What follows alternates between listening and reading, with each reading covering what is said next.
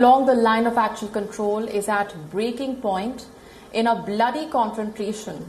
20 Indian soldiers and over 40 Chinese soldiers have been killed. The Ladakh standoff against India is just the latest in China's long line of confrontations with its neighbors. But can China afford a larger face-off with the world's second largest military? Let's take a closer look. After the deadly clash on the night of 15 June, both India and China have rushed additional troops and heavy equipment to the front lines, preparing for the worst. The Dragon is said to have suffered its heaviest casualties in a border conflict in decades. China boasts of the largest military in the world with 2.1 million active personnel, but the PLA has not seen combat since the 1980s. It has little active combat experience. India fields the second largest military comprising of 1.4 million active personnel.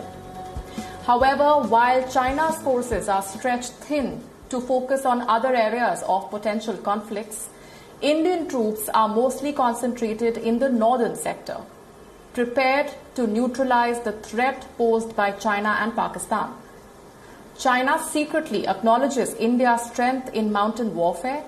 A Chinese defense expert recently admitted this. With over 200,000 troops and 12 divisions, the Indian Mountain Battalion is the best in the world. India and China avoided a conflict during the Doklam standoff in Bhutan. Beijing repeatedly advocates the One China policy. It bullies and harasses the world against acknowledging Taiwan, which it considers as one of its provinces. China's imposition of national security law on Hong Kong has drawn global condemnation. China has virtually abandoned Hong Kong's one country, two systems policy. In response, the global economic powers have refused to accept China's unilateral actions and the change in status quo.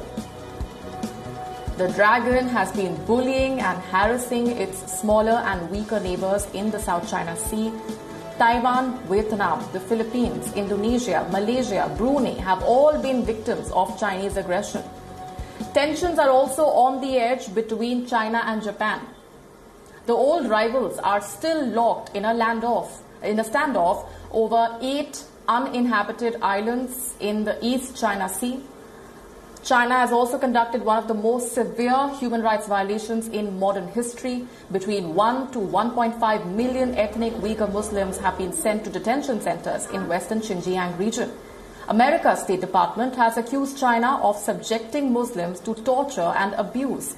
It says China is trying to erase the culture and religion of Uyghur Muslims. Beijing has also threatened retaliation against America. But it's not just border tensions and internal conflicts that China is grappling with. The US-China trade war for global economic supremacy is going on. From the LAC to Taiwan, from Hong Kong to Xinjiang, China has displayed utter disregard for international law. Its severe human rights violations and failure to respect the sovereignty of other countries has drawn criticism and sanctions.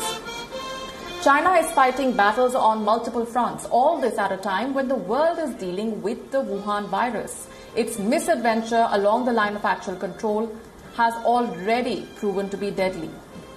So will the Dragon dare to enter a war, is the question that arises.